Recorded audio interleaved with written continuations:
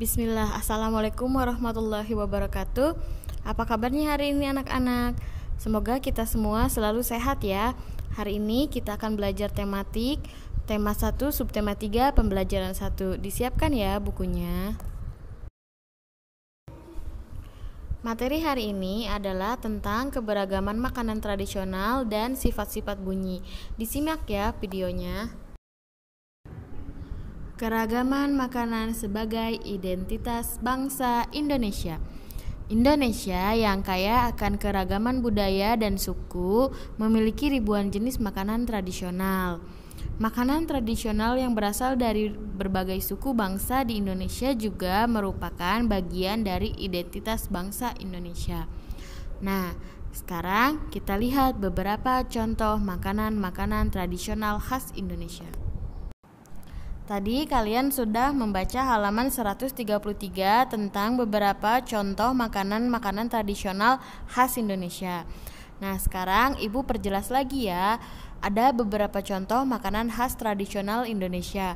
Contohnya adalah yang pertama nasi jamblang khas Cirebon, nasi pecel khas Madiun, lontong sayur khas Jakarta, nasi krau khas Gresik, dan nasi gudeg khas Yogyakarta. Kita harus bangga dengan kekayaan budaya Indonesia. Salah satu wujud kebanggaannya adalah dengan mempelajari dan mencoba beragam makanan tradisional tersebut. Nah, sekarang Ibu ingin bertanya, pernahkah kamu mencoba salah satu makanan tradisional Indonesia? Di beberapa daerah, makanan tradisional ditawarkan penjual dengan berkeliling kampung. Terkadang mereka berteriak atau membunyikan alat menawarkan makanan tersebut. Suaranya nyaring terdengar. Tadi kita sudah belajar tentang keragaman makanan tradisional Indonesia. Sekarang kita akan belajar tentang sifat-sifat bunyi. Sebelum Ibu menjelaskan apa saja sifat-sifat bunyi, Ibu ingin bertanya, ingatkah kamu ada apa saja sifat-sifat bunyi yang sudah Ibu jelaskan sebelumnya? Masih ya. Ya, bunyi mempunyai beberapa sifat, yaitu yang pertama, bunyi dapat merambat melalui benda cair, padat, dan gas. Yang kedua, bunyi dapat dipantulkan. Yang ketiga, bunyi dapat diserap. Yang keempat, bunyi dapat dipadukan. Dan yang kelima, bunyi dapat dibiaskan. Sifat bunyi yang pertama yaitu bunyi merambat melalui benda padat, cair, dan gas. Bunyi merupakan gelombang yang bergerak sehingga membutuhkan media untuk merambat seperti benda padat. Contohnya tembok, meja, kursi. Benda cair contohnya air, minyak, dan benda gas contohnya udara. Tetapi bunyi tidak bisa merambat di ruang hampa. Masih ingat kan apa itu ruang hampa?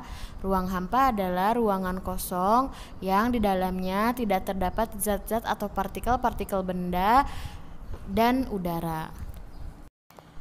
Sifat bunyi yang kedua adalah bunyi dapat dipantulkan.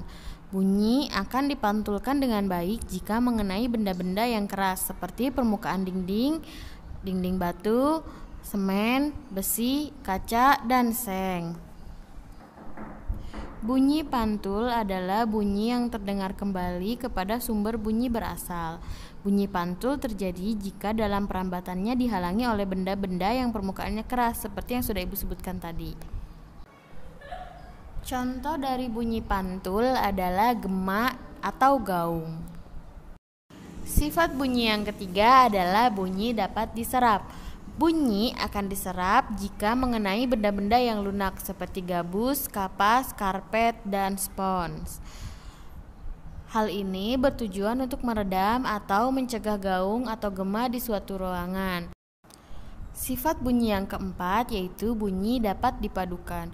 Bunyi yang dipadukan adalah bunyi yang berasal dari dua sumber bunyi yang berbeda tetapi memiliki frekuensi suara yang sama. Maka kita akan mendengar bunyi yang lebih keras lagi. Contohnya, ketika kita mendekatkan dua speaker yang disetel bersama-sama, maka kita akan mendengar suara yang lemah dan kuat secara bergantian. Sifat bunyi yang kelima adalah bunyi dapat dibiaskan. Bunyi bisa dibiaskan sehingga membuat suara yang dihasilkan tidak sekeras suara aslinya. Contohnya adalah suara petir yang terdengar lebih keras di malam hari. Hal ini dikarenakan suhu udara di bawah lebih dingin daripada suhu udara di atas. Sekian penjelasan tentang keragaman makanan tradisional Indonesia dan sifat-sifat bunyi. Syukron, barakallahu fikum.